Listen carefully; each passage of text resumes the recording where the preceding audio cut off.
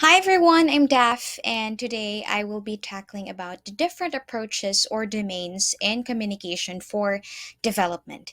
But first, I would like to apologize if there are distracting noises as I report. Now, studying different approaches and domains, we can get insights from it, from what works and what doesn't in communication for development. Now, this understanding also allows us to identify effective strategies or interventions that can be applied in real world scenarios. Now let's start with action research. Now action research is a unique approach to studying and implementing communication initiatives in the field of development. Now it involves active participation and collaboration between researchers and the individuals or communities involved in a specific situation or problem. Now, the goal of action research is twofold. First, to address immediate practical concerns, and second, to contribute to the broader goals of social science. We have six proceeding steps with action research. First, we have the analysis. Now, this steps involves understanding the context. You have to identify the problem, and then you need to start gathering the relevant information and data. Then we move on to the fact finding. Now, in this step, researchers then explore more detailed information about the problem, the causes, and its potential consequences.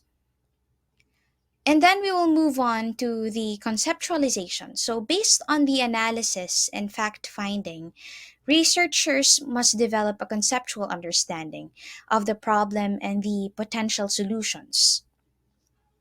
Next, we have the planning. So, the researchers then collaborate with the individuals or the communities involved to develop a plan of action. So, in this phase, they can already start defining their goals, their strategies, or their tactics to address the identified problem.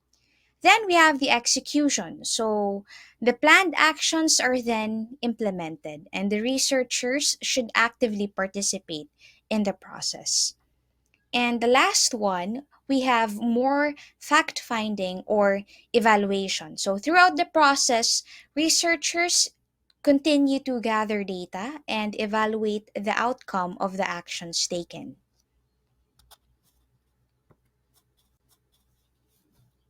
Now, action research is characterized by its iterative nature, where each cycle builds upon the previous ones. It emphasizes the active involvement of both researchers and the people affected by the problem. Now, by applying the scientific method to social sciences, I mean to social issues, action research aims to promote the liberation and growth of individuals and communities. Now, in the context of development communication, action research is particularly relevant because it allows for immediate and innovative action to be taken to address pressing development problems. Now, action research does not only contribute to knowledge building in the field, but also enables the testing of communication initiatives that can have an immediate impact on development outcomes. Now, let's move on to advocacy. Advocacy can be understood as the strategic communication of information and arguments through different channels, both interpersonal and media, with the goal of gaining support from political and social leaders and preparing a society for a specific development program. Now, it involves persuasive communication to promote or oppose a particular issue or concern. Now, basically, in simpler terms, the main audience of advocacy efforts are leaders and funding agencies who have the authority to allocate resources. Now, the primary purpose of advocacy is to generate support for a project or cause in terms of funding or resource commitment. It is crucial to gain wide acceptance and popular backing for a project because political leaders are more likely to support initiatives that have public support. Now, advocacy relies on interpersonal communication as a key component. This means that it encompasses direct face-to-face communication for advocating for a cause. Now, it's all about building relationships, um, engaging with the people, presenting compelling arguments to justify your advocacy. Now, while interpersonal communication is vital, mediated communication is also a necessity, such as using various media channels that can supplement and reinforce the advocacy message. Now, you could actually utilize different or traditional media outlets such as the television, we have the radio, the newspaper, or we can even venture into digital platforms. We have social media, websites, online communities to reach a broader audience, to disseminate information, and to raise awareness about the cause or the project being advocated. So here are some examples of famous advocacies. Um, we have the first one is the gender equality advocacy. So, the advocacy for gender equality and women's rights has been a prominent movement globally.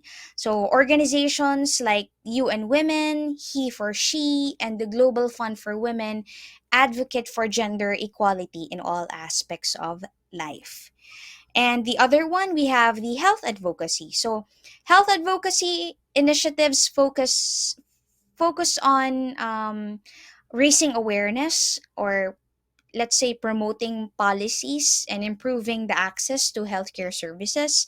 So a good example of that is the advocacy for HIV and AIDS awareness. And we also have advocacies for mental health awareness. And we even have advocacies for access to affordable healthcare for all. Now let's move on to the community communication. Now, community communication can be understood as the process of social interaction within small groups using interpersonal and or indigenous or small media.